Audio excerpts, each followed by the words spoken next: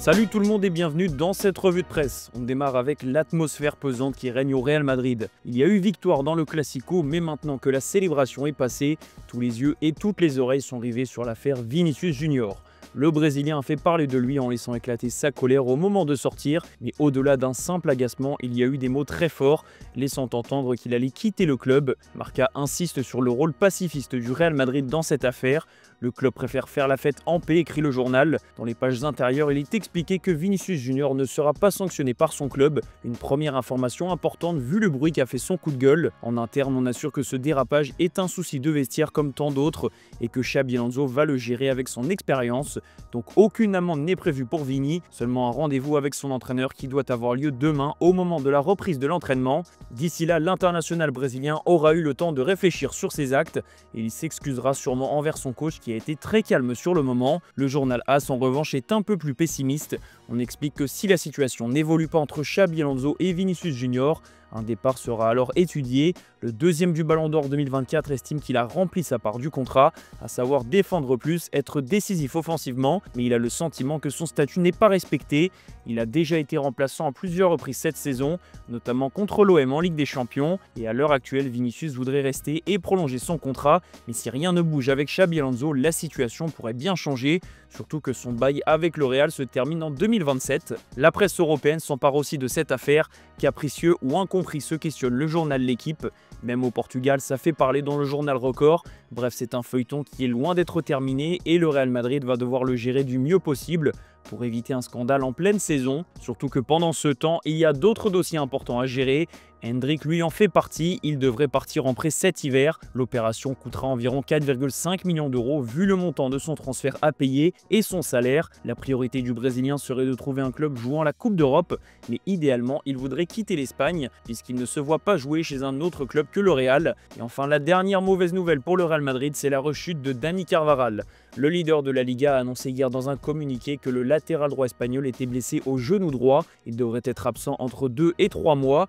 Un gros coup dur pour Carvajal qui a déjà loupé quasiment toute la saison dernière pour une rupture des ligaments croisés du genou. On va filer chez le rival. Au Barça, l'objectif principal est de récupérer Lamine Yamal à 100% de ses capacités. Le numéro 10 barcelonais est géré par une douleur au pubis depuis plusieurs semaines. Il a repris, rechuté, de nouveau repris, mais on sent qu'il n'est pas au maximum de ses capacités physiques. Pour le moment, il n'est pas question d'opération, mais Barcelone voudrait que Lamine Yamal récupère et qu'il retrouve son meilleur niveau. Le club est convaincu que l'international espagnol retrouvera le top de sa forme une fois cette douleur derrière lui. Donc l'objectif est qu'il se repose. Et à côté de ça, il y a toute sa vie personnelle qui fait débat. Le Barça n'aurait pas apprécié les déclats d'avant-match de Lamine Yamal, un point sur lequel Jorge Mendes, son agent, va travailler. Rien de dramatique pour autant au sein du club où on est conscient qu'il ne s'agit que d'une erreur de jeunesse. Lamine Yamal a 18 ans et personne ne l'a oublié. Tout le monde veut le bien de Lamine Yamal. D'ailleurs, le journal Sport a fait le point sur l'entourage solide du crack du Barça, de son père Mounir Nasraoui, parfois maladroit, à ses amis d'enfance, en passant par Nicky Nicole, sa nouvelle petite amie avec qui il a déjà prévu de s'installer. Lamine Yamal a beaucoup de monde à ses côtés. Un entourage qui ne veut que son bien et pour le moment tout se passe quasiment comme prévu. Même si la période sportive est plus délicate, Lamine Yamal lui ne bronche pas. Il est très serein et fait preuve d'une grande maturité. Il sait que son statut a changé et il s'est déjà remis du Classico perdu, mais surtout des débordements de la fin de match. Un petit mot sur l'Atlético de Madrid aussi, les colchoneros l'ont emporté 2-0 sur la pelouse du Betis Séville grâce à des buts de Giuliano Simeone et Alex Baena. Un succès qui permet à l'Atlético de revenir à un petit point du podium. Du côté de la France, c'est Mehdi Benassia qui fait la une du journal L'Équipe ce mardi. Le quotidien a enquêté sur le travail du directeur du football marseillais, tous ceux qu'il a mis en place à l'OM et les gens qu'il a fait venir. Benassia a commencé à travailler pour le club au mercato hivernal 2023-2024, d'abord en tant qu'intermédiaire avant de devenir officiellement un salarié du club.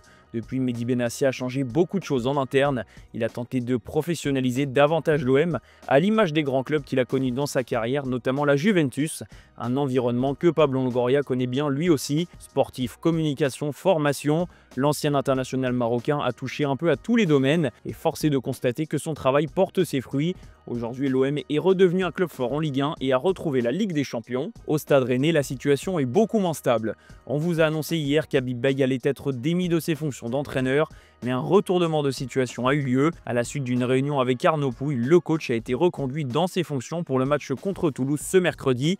pour un ultime sursis, à la grande surprise du principal intéressé qui avait déjà commencé à dire au revoir à de nombreuses personnes du club. La conférence de presse du jour s'annonce intéressante à suivre. Du côté du PSG, on ne cherche pas un nouvel entraîneur mais un nouveau latéral. Achraf Hakimi sera mis au repos mercredi contre Lorient. Luis Enrique va donc encore devoir bricoler pour remplacer le Marocain. Marquinhos peut occuper le poste ou alors Warren Zaïre-Emery qu'il a déjà fait plusieurs fois. Et contre Strasbourg, on a même vu Seny Mayulu dans un rôle assez hybride. Bref, le coach du PSG a des solutions, mais la question d'un nouveau latéral droit se pose toujours. On file en Angleterre où la une du Daily Mirror concerne le Boxing Day. Il ne devrait y avoir qu'une rencontre cette année le lendemain de Noël, un vrai crève-cœur pour les fans anglais. D'ailleurs, le journal britannique écrit avec plein d'humour qu'il y a deux mauvaises nouvelles.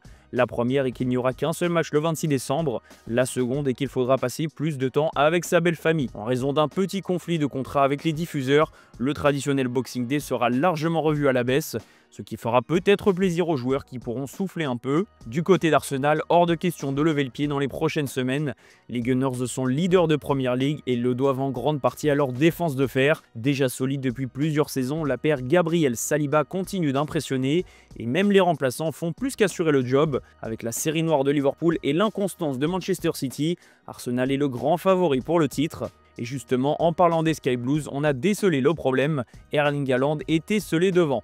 Manchester City a perdu 1-0 sur la pelouse d'Aston Villa dimanche dernier et on constate donc que quand le Norvégien ne peut pas marquer, personne ne prend le relais. Haaland est à un niveau stratosphérique cette saison avec déjà 11 buts inscrits en Premier League, sauf qu'il est bien le seul à faire trembler les filets.